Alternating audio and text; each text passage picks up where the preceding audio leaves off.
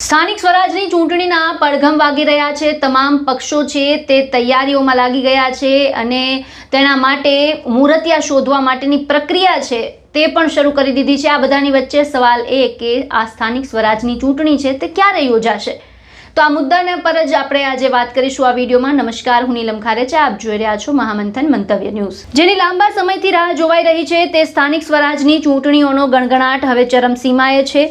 વહીવટી તંત્રની સજ્જતા અને રાજકીય પક્ષોની આક્રમક વ્યૂહરચના જોતા સ્પષ્ટ જણાય છે કે સત્તાના આ મહાસંગ્રામ માટેનું કાઉન્ટડાઉન સત્તાવાર રીતે શરૂ થઈ ચૂક્યું છે અને આગામી થોડા દિવસોમાં જાહેર થનારો ચૂંટણી કાર્યક્રમ રાજ્યના ભાવિ રાજકારણની દિશા અને દશા નક્કી કરવામાં નિર્ણાયક સાબિત થશે।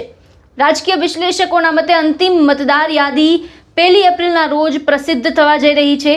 રાજ્ય ચૂંટણી પંચ દ્વારા આ અંગેનું સત્તાવાર નોટિફિકેશન જાહેર કરી દેવામાં આવ્યું છે, ત્યારે પ્રબળ શક્યતા છે કે 1 એપ્રિલની સાંજ અથવા 2 એપ્રિલની બપોર સુધીમાં ચૂંટણી પંચ પ્રેસ કોન્ફરન્સ યોજી 15 મહાનગરપાલિકા અને અન્ય સંસ્થાઓ માટે ચૂંટણીના કાર્યક્રમની વિધિવત જાહેરાત કરે। આ વખતની ચૂંટણી માત્ર એક સ્થાનિક પ્રક્રિયા નથી, પરંતુ તેની વ્યાપકતા તેને મિની એસેમ્બલી જેવો આકાર આપી રહી છે।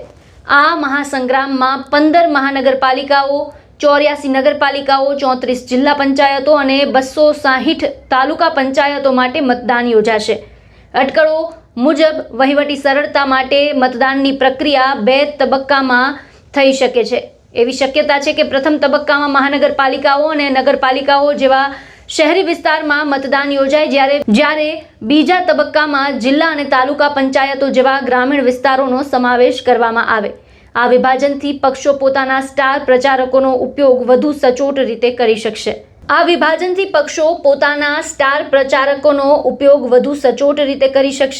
આ બધાની વચ્ચે રાજકીય પક્ષોએ પણ પોતાની તૈયારીઓ તેજ કરી દીધી છે અને ઉમેદવારોની પસંદગી તેમજ પ્રચાર વ્યૂહરચના પર કામ શરૂ કરી દીધું છે। ઉમેદવારોની પસંદગી, પ્રચારની વ્યૂહરચના અને સંગઠન મજબૂત બનાવવા માટે બેઠકોનો દોર શરૂ થઈ ગયો છે અને મુહૂર્તિયાઓ પણ તૈયાર થઈને સજ્જ છે। એક તરફ સત્તાધારી પક્ષ ભાજપ હંમેશની જેમ પોતાના મજબૂત સંગઠન અને કેડર બેઝ અભિગમ સાથે મેદાનમાં ઉતરી રહ્યો છે। બૂથ મેનેજમેન્ટ અને પેજ સમિતિઓનો વધુ ધારદાર બનાવવા માટે સતત બેઠકોનો દોર ચાલી રહ્યો છે। કાર્યકર્તાઓને સક્રિય કરી એન્ટી ઇન્કમ્બન્સી ફેક્ટરને ખાળવા અને શહેરી વિસ્તારમાં પોતાનો દબદબો જાળવી રાખવા માટે પક્ષે અત્યારથી જ પૂરજોશમાં તૈયારીઓ શરૂ કરી છે।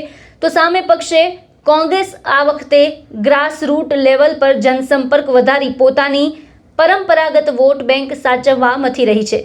આ બધાની વચ્ચે આમ આદમી પાર્ટી પાછલી ચૂંટણીઓના દેખાવથી ઉત્સાહિત છે અને ખાસ કરી સૌરાષ્ટ્ર ઝોનમાં પોતાનું સર્વસ્વ દાવ પર લગાવી રહી છે।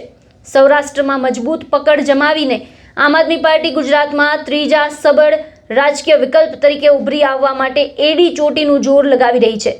આ બધાની વચ્ચે ચૂંટણી આયોગે તંત્રને સૂચના આપી છે કે ચૂંટણી પૂર્વેની તમામ પ્રક્રિયાઓ સમયસર અને પારદર્શક રીતે પૂર્ણ થાય તેની ખાતરી કરવી। કોઈપણ પ્રકારની બેદરકારી સામે કડક કાર્યવાહી કરવામાં આવશે।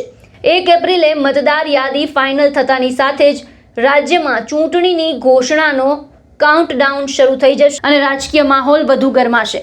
આપના મતે સ્થાનિક સ્વરાજની ચૂંટણીની તારીખોને લઈને આપનું શું માનવું છે? આપના વિચારો કમેન્ટ બોક્સમાં જણાવો અને અમારી ચેનલને લાઇક, શેર અને સબસ્ક્રાઇબ કરવાનું ભૂલશો નહીં। ફરી મળીશું નવા વિડીયો સાથે। મને આપશો રજા। નમસ્કાર।